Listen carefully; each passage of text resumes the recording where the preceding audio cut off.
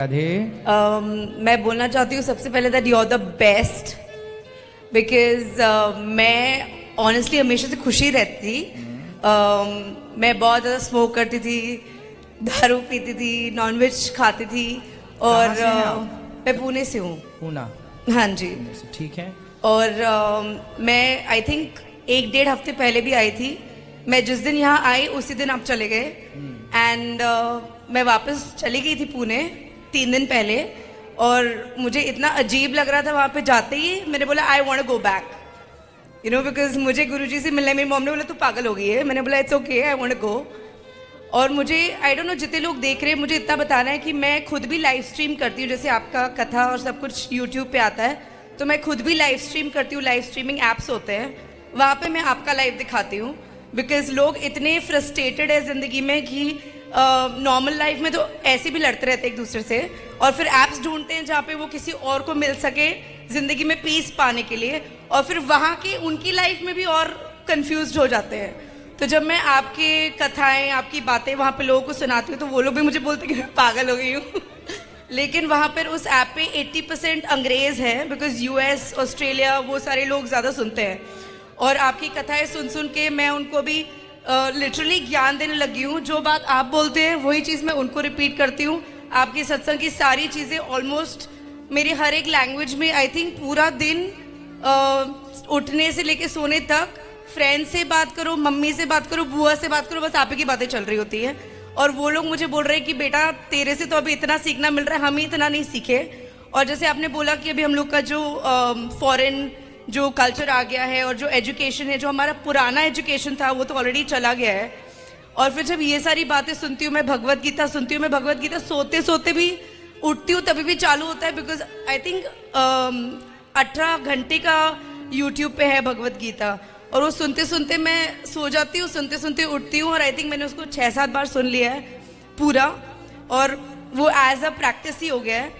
और इवन जब मैं फ्लाइट में आ रही थी और मैं यूट्यूब पे दूसरी चीज़ें देख रही थी, तो मुझे ऐसे लग रहा था कि लाइक एक नॉर्मल गाना भी ऐसे लग रहा था कि अब नहीं सुनना है, सिर्फ राधे राधे सुनना है। और जब मैं यहाँ से पुणे गई, मैंने देखा सब लोग अपनी अपनी चीज़ों में इतना बिजी हैं, फ़ोन में बिजी हैं, आपस में एक दूसरे के साथ बिजी हैं।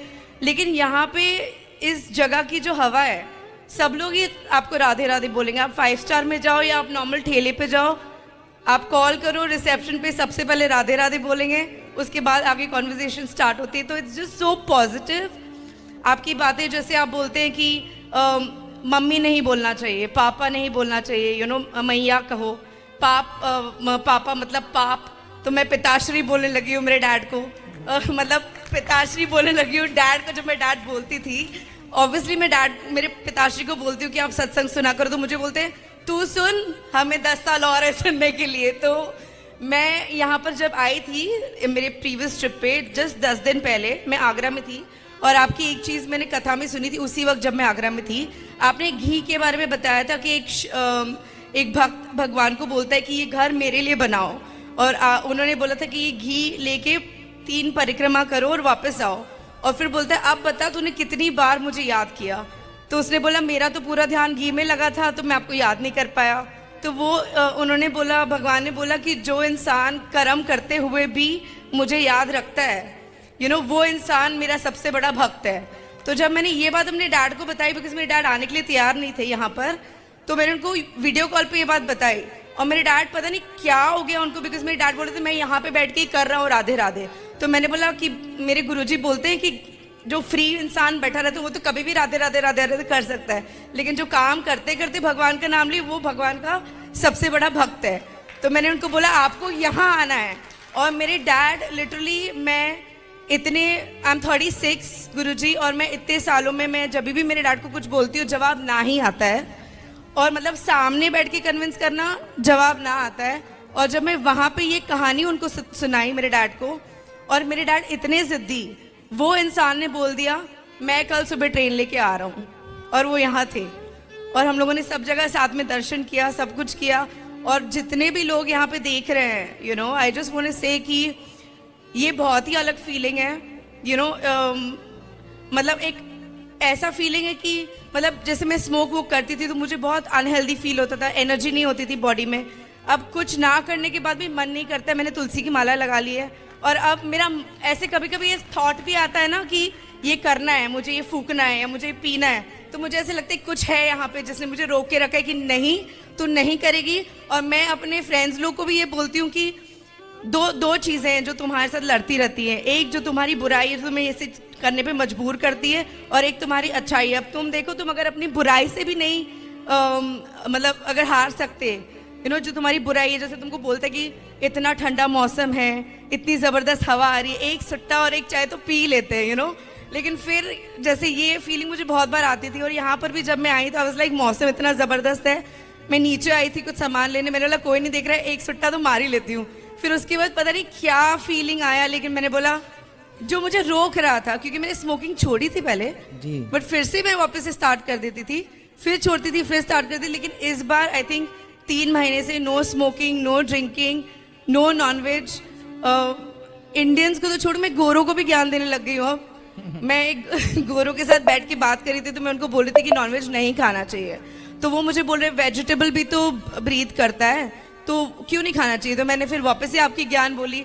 मैंने बोला वेजिटेबल्स को आप किचन में काटो, देखो कितना फ्रेश खुशबू आएगा, नॉनवेज को काटोगे तो कितना गंदा स्मेल आएगा कि नहीं। और फिर मैंने हाँ तो वो क्या हो गया, वो तो फिर हम थोड़ी काटते हैं। तो मैंने बोला अपने फैमिली को लेके जाओ, पूरा दिन बैठ के फल फ्रूट निकालो, किसी भी एक इंसान को पकड़ लो, उसको बोलो बैठ के प्लकिंग करना है, वो कर सकेगा। लेकिन किसी भी इंसान को पकड़ के उसको छुरी दे के बोलो उसको मारना है, और ये देखो मार सकते हो। और भले तुम खाते हो, पूरे फैमिली को अगर एक ऐसी रूम में मैं रख दूं जहाँ पे मुर्गियों को कंटिन्यूसली पूरा दिन काटेंगे, तुम खुद तो पहले तुम्हें उल्टी आ जाएगी या तुम बेहोश हो जाओगे जबकि तुम खाते हो, फिर भी तुम ये नहीं देख पाओगे, बिकॉज कहीं ना कहीं एक गिल्ट लगेगा तुम्हें कि ये हम क्या कर रहे हैं।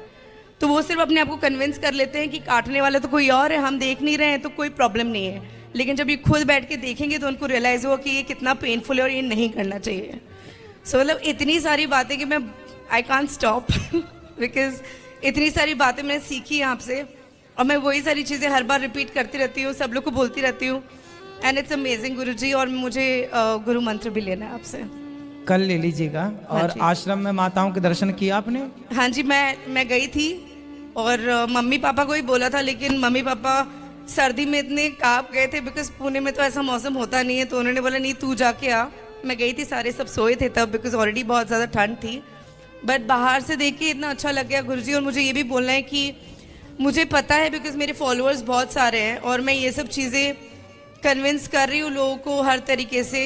अच्छा, मैं ब्रीडर हूँ, आप अच्छा बना रहे हैं, बहुत अच्छी बात है। मैं एक ब्रीडर हूँ गुरुजी। मतलब मुझे पता है कि ये आपको पसंद नहीं आएगा, बट मुझे डॉग्स बचपन से बहुत अच्छे लगते हैं, तो मैं डॉग्स सेल भी करती हूँ, उस इंटेंशन से नहीं कि ये मेरा बिजनेस है, बस उस इंटेंशन से कि जो डॉग्स रखने वाले लोग होते हैं ना, वो ऑटोमेटिकली फिल्टर्ड लोग होते हैं, वो इमोशनल होते हैं, तो अच्छे लोग ऑटोमेटिकली मिल जाते हैं। आजकल की दुनिया में तो वैसे लोग मिलते हैं नहीं, पड़ोसी को नहीं जानता कौन क्या कर रहा है, किसी को नहीं पता। पहले के ज़माने में तो फिर भी नानी दाल चावल बना लेती थी, यहाँ से रोटी सब्जी बन जाती थी, रोटी सब्जी यहाँ आ जाती थी, दाल चावल वहाँ चले जाते थे।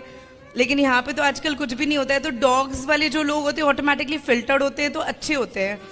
बट मुझे ये चीज़ करना है कि जो आपने बोला था छोटी गाय जो हम रख सकते हैं घर में, अगर मुझे कोई कॉन्टैक्ट मिल जाए जो वो सेल करते, तो मैं वो प्रमोट करना चाहती हूँ। अगर मुझे कोई आके बोलेगा कि मुझे एक डॉगी लेना है, मैं उनको बोलूँगी आप एक गाय ले लो और आई वुडंट माइंड। अभी वो छोटी वाली जो गाय है ना, बहुत कम मात्रा में है, बहुत तेजी से वो बढ़ेगी। हाँ जी, और फिर सबको प्राप्त होगी वो। और गुरुजी मेरा एक फार्म हाउस भी लिया है मैंने, जो काफ़ी बड़ा है, और मेरा मन है कि मैं वहाँ पे यही करूँ कि गौशाला बनाइएगा, गायों की सेवा कीजिएगा। हाँ जी, थैंक यू गुरुजी। खुश रहिए, सुखी रहिए।